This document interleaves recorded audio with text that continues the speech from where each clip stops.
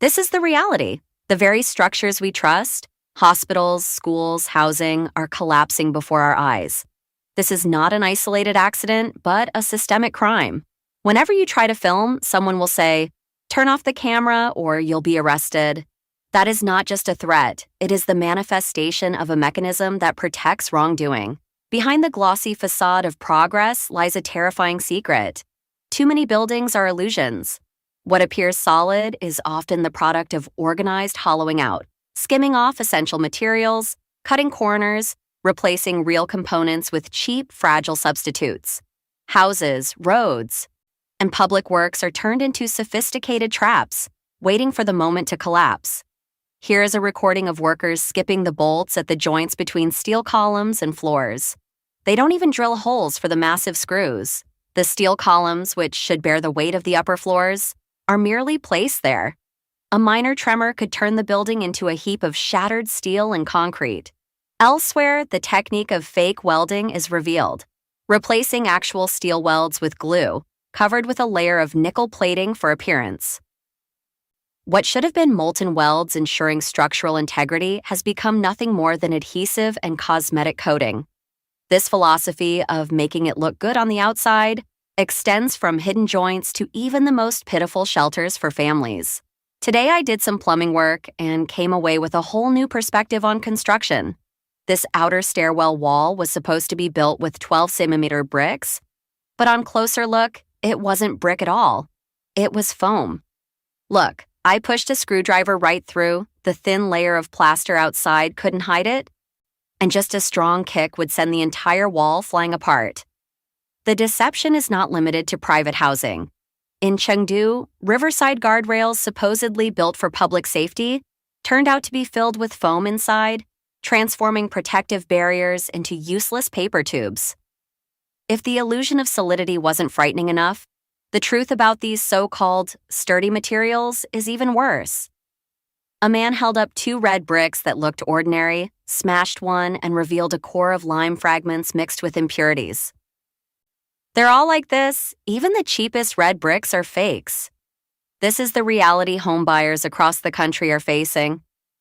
Terrible, all like tofu. In another clip, a woman held a brick from a newly built project, astonishment written on her face. As it crumbled in her hands, she exclaimed, "These bricks are unbelievably bad, just like tofu. Look, the whole thing disintegrates, all like tofu. Unbelievable." The final layer of this systematic deception may be the most heartless of all.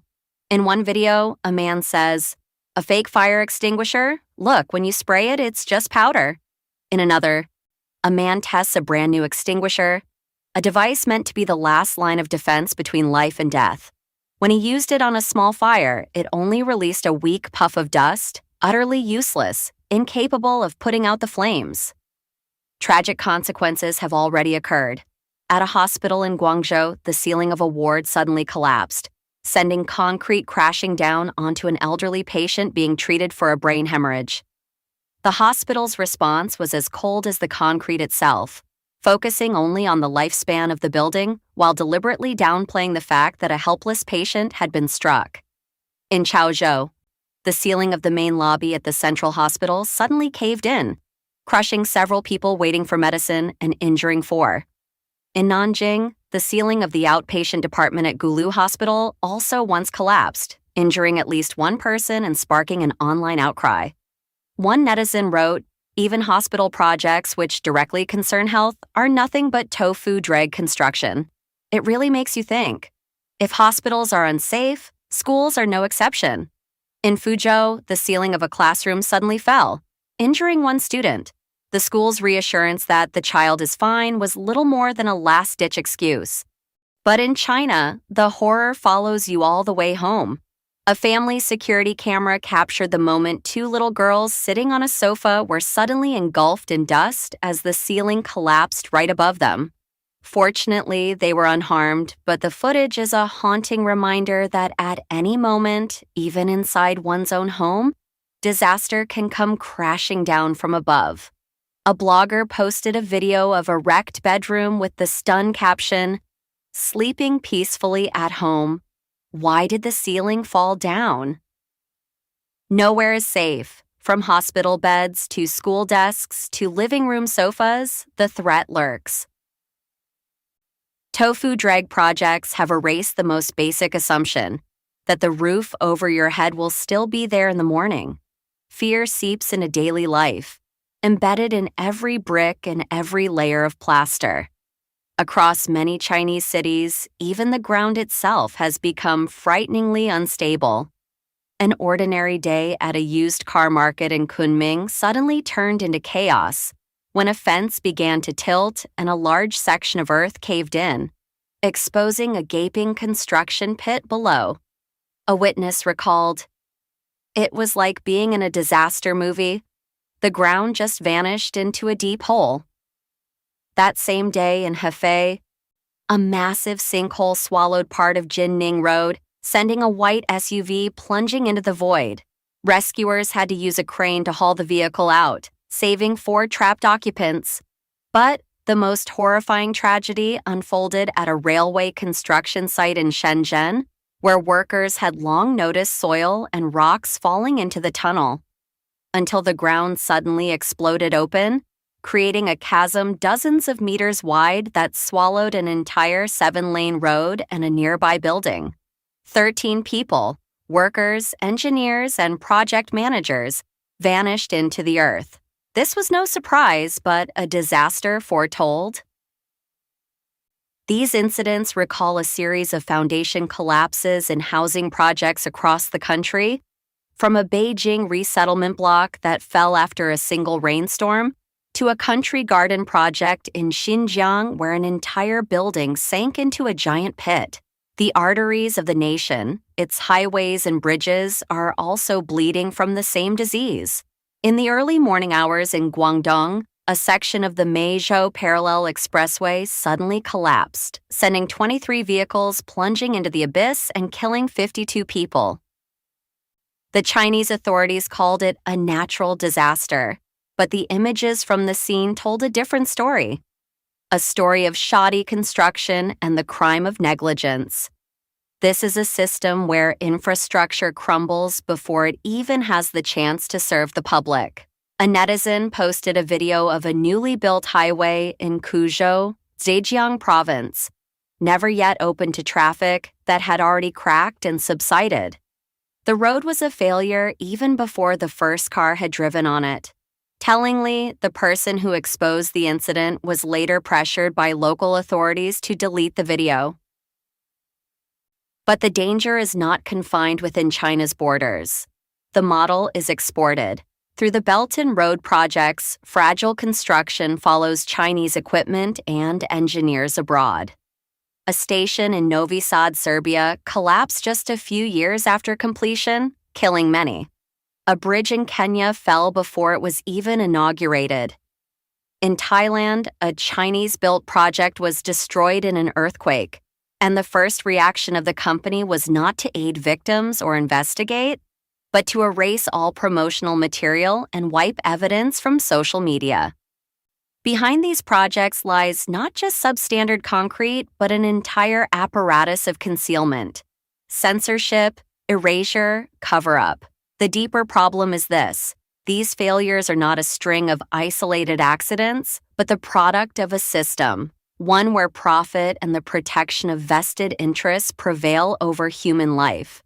When insiders dare to speak, they are threatened. When journalists investigate, they are beaten and stripped of their equipment.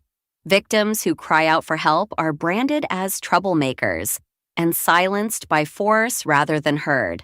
This is not just a fracture in an authoritarian system. It is a warning to any society that places profit above public safety.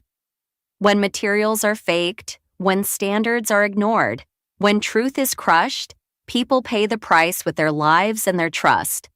The traces of disaster stretch from your own home to bridges and train stations abroad. And without fundamental change, this path will continue to spread pain far into the future. China's so-called modern wonders of infrastructure, those grand bridges, highways, and skyscrapers, are being unmasked as nothing more than glittering facades. Behind the glossy image lies a darker truth, fragile, rushed, and dangerously built projects. The latest disaster proves it once again. In the early hours of August 22nd, tragedy struck the Yangtze Yellow River Bridge on the Sichuan-Qinghai Railway. A steel cable snapped without warning, ripping apart the structure and sending a massive section plunging into the waters below. 16 workers and supervisors were on site at that moment. By the latest count, 12 are dead and 4 remain missing. Witnesses said the deafening crash shook the valley like an earthquake. This bridge was once paraded by state media as the world's longest double-track continuous steel truss arch bridge. Today, broken steel strands and twisted scaffolding scatter the riverbank, a mocking reminder of the gulf between Beijing's propaganda and the brutal reality. Locals revealed that workers were pushed to race against impossible deadlines, forced into overnight shifts despite unsafe conditions. One survivor admitted, "We never thought the whole thing would collapse. We were just ordered to finish before the end of August. No matter what." The internet exploded with outrage. Chinese netizens called it yet another Tofu Dreg project, a deadly emblem of collapsing construction standards. Questions filled the comment sections. What company made these steel cables? Were they counterfeit? How could fake substandard materials even pass inspection? Alongside the fury was unbearable grief. With one snap, entire families were shattered, lives erased, because of fake steel and shoddy work.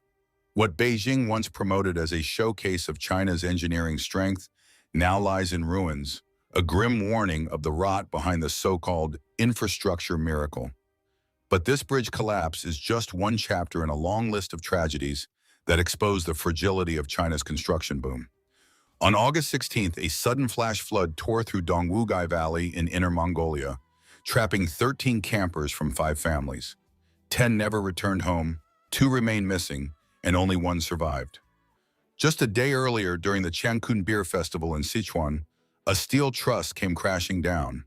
Officials reported only 2 deaths and 3 injuries, but locals openly accused authorities of covering up the true scale of the disaster, brushing it off as bad weather. On August 6th, in Xinjiang's Xiata Scenic area, another cable snapped on a suspension bridge, tipping the deck and hurling 29 tourists into chaos. 5 lost their lives, and more than 20 were badly injured. Shockingly, the same site had suffered a similar incident only weeks before, yet promises of safety checks were nothing but empty words. July brought more devastation across North China. Torrential floods in Beijing alone claimed at least 44 lives. Landslides in Hebei and Shanxi piled on more deaths. Authorities admitted to 75 casualties, but few trust those numbers, suspecting far higher losses. Even as August rolled on, the disasters kept coming. In Gansu province, relentless rains unleashed violent floods, officially leaving 10 dead and 33 missing. But volunteers on the ground reported thousands of homes buried, with real casualties possibly reaching into the thousands. Numbers that will never appear in state-controlled reports. Behind every collapsed bridge, every broken cable, every drowned village, lies the same haunting truth. China's infrastructure miracles are cracking apart, and the CCP's obsession with appearances and its constant cover-ups are costing ordinary people their lives. On June 26, 2025, Quezhou Railway Station in Zhejiang, once praised as a jewel of China's high-speed rail, turned into a nightmare. At noon, under clear skies with no storm in sight, part of the station's ceiling suddenly gave way. In seconds, torrents of water gushed down from above, drenching passengers and flooding the platform. Officials offered no explanation. There was no investigation, no press conference, only silence. Within hours, the site was sealed off, scrubbed clean, and scrubbed from the internet. State media switched topics as if nothing had happened. Search terms like Quezhou ceiling collapse vanished overnight. The cover-up was swift, calculated, and chillingly familiar. But China barely had time to bury the story. Just 12 days later, disaster repeated itself, this time in Chongqing. On July 8th at 4:30 p.m., authorities issued a heavy rain warning. 2 hours later, inside Shenki Paradise Walk Mall, the ceiling burst open. Shoppers screamed and ran as dark, debris-filled water surged through the hallways like a broken dam. Some feared it was mixed with sewage. 2 cities, 2 different weather conditions. Yet both buildings crumbled in the same way. The question hanging over everyone's mind, if sponge cities were built to stop this, why are ceilings still crashing down? These back-to-back collapses, Kuzhou in dry weather and Chongqing in a downpour, expose a sobering reality. Billions were poured into the 2015 Sponge City program, a flagship project meant to prevent urban flooding by using advanced drainage and water-absorbing surfaces. Yet on the ground, the rollout was sloppy, underfunded, and often reduced to cosmetic gestures, planting grass on rooftops while ignoring the real dangers below. If sponge cities truly worked, then why did Chengdu East Railway Station, another crown jewel, suffer its own failure on July 3rd? After just a brief summer rain, the ceiling buckled and water spilled across the platforms. Engineers pointed fingers at overloaded drainage, but that excuse only deepened public outrage. A sponge city isn't supposed to redirect water through the roof. It's supposed to stop disasters like this entirely. Tofu Dreg has become more than an insult. It's a symbol of a nationwide system built on shortcuts, cheap materials, falsified inspections, and reckless speed prioritized over safety. What once referred to a single crumbling school or bridge now describes an entire pattern. Beneath polished surfaces lie brittle steel, weak concrete, and underpaid labor. Each corner cut saves money today, but costs lives tomorrow. This isn't about one train station or one shopping mall. It's about trust. Trust shattered every time another ceiling falls, every time officials cover up instead of coming clean. Infrastructure failures are no longer rare accidents. They're symptoms of a system cracking under its own lies. And the problem runs deeper than falling ceilings. On the very same day Kuzhou's station collapsed, another chilling scene surfaced more than 1,300 kilometers away in Beihai, Guangxi. At the Guyuan City Phase 2 housing project, a whistleblower known as Mr. G filmed a worker bending a steel rebar with his bare hands until it snapped like dry twigs. According to building codes, that steel should flex and recover under pressure. Instead, half the samples broke instantly. The so-called certified steel had defects hiding in plain sight. Mr. G said grimly, "We've seen this before." Labs still stamped it as qualified. On paper, it passed. In reality, it was a death trap. After releasing the footage, he faced threats and retaliation. But the video told the truth. This wasn't engineering, it was theater, an illusion of safety built on fake steel and falsified reports. Days later in Qingdao's Tongdao Bay, another family's nightmare came to life. In the middle of the night, the ceiling of a living room caved in. A resident filmed the aftermath. Rebar so corroded it had swelled and cracked the concrete from the inside. Rusted steel bars and chunks of plaster littered the floor. "This is what they call reinforcement?" he shouted. "It's tofu dregs. If we had been here when it fell, we'd be dead." Behind each collapse is a haunting truth. China's grand construction boom is crumbling from within. What was built as a symbol of progress is turning into a graveyard of illusions. These disasters aren't isolated accidents. They're warning flares exploding from the wreckage of a system obsessed with speed, spectacle, and silence. What was once mocked as tofu dreg construction has now spread like an epidemic. It's no longer rare, it's becoming the default. Behind gleaming train stations clad in marble and high-rises wrapped in glass lurk the same rot. Impossible deadlines, ruthless cost-cutting, and corruption so deep it flows from the top down through every rung of the ladder. Transparency International sounded the alarm back in 2015.